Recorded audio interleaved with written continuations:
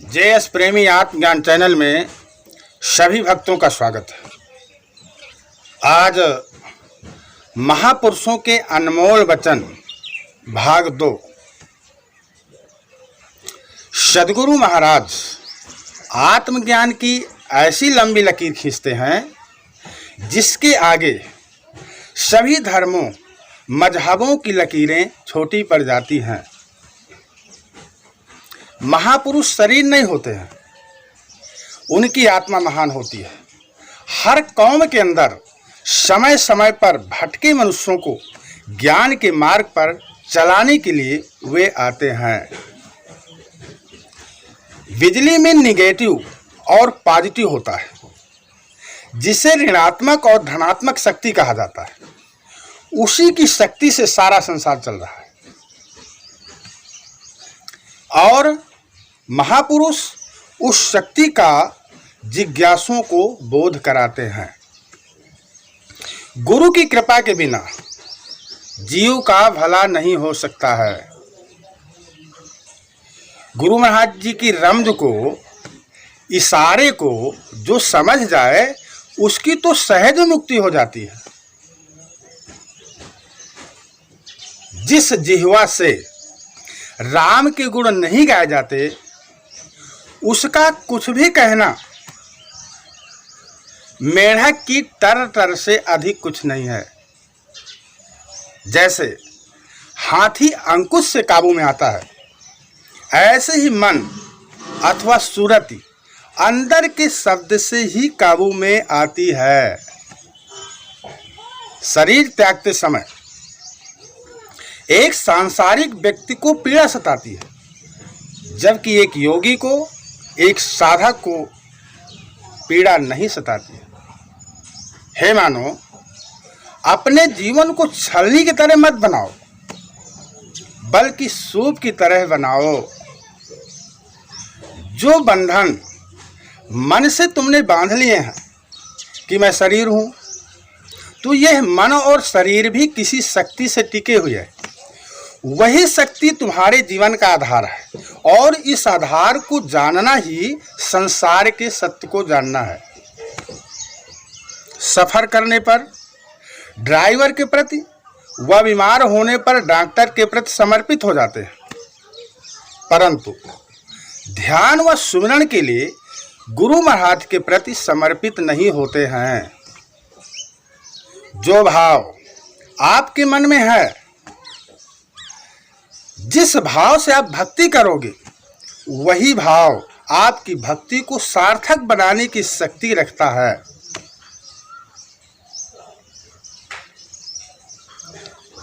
यदि हम स्वयं को सुधार लें तो समस्त संसार सुधर जाएगा। सच्चाई, सात्विकता और सरलता के बिना भगवान की कृपा कदापि प्राप्त नहीं की जा सकती है। संसार एक यात्रा है और मनुष्य यात्री है। यहाँ पर विश्राम करना एक धोखा है। परमात्मा में असीम शक्ति है। अगर आपके मन में कोई बोझ है तो उसे परमात्मा को दे दो। शांति को बाहर खोजना व्यर्थ है, क्योंकि वह तो आपके गले में पहना हुआ हार है। जैसा तुम्हारा लक्ष्य होगा वैसा ही तुम्हारा जीवन भी होगा। प्रार्थना या भजन जीव से नहीं, हृदय से होता है। इसी से गूंगे, तोतले और मूढ़ भी प्रार्थना कर सकते हैं। अपना अहित करने वाले के साथ भी जो सद्व्यवहार करता है उसे ही सज्जन साधु कहते हैं। अपने भीतर शांति प्राप्त हो जाने पर सारा संसार भी शांत दिखाई देने लगता है। असत्य बोल करके धन कमाया जा सकता है, पर जीवन का आनंद, पवित्रता और लक्ष्य नहीं प्राप्त किए जा सकते हैं। जो मेरे भाग्य में है उसे दुनिया की कोई ताकत नहीं रोक सकती है, और जो मेरे भाग्य में नहीं है उसे दुनिया की कोई ताकत दे नहीं सकती। केवल ईश्वरीय शक्ति असंभव को संभव बना सकती है। अतः कर्म ही कामधेनु एवं प्रार्थना ही पारसमणि है।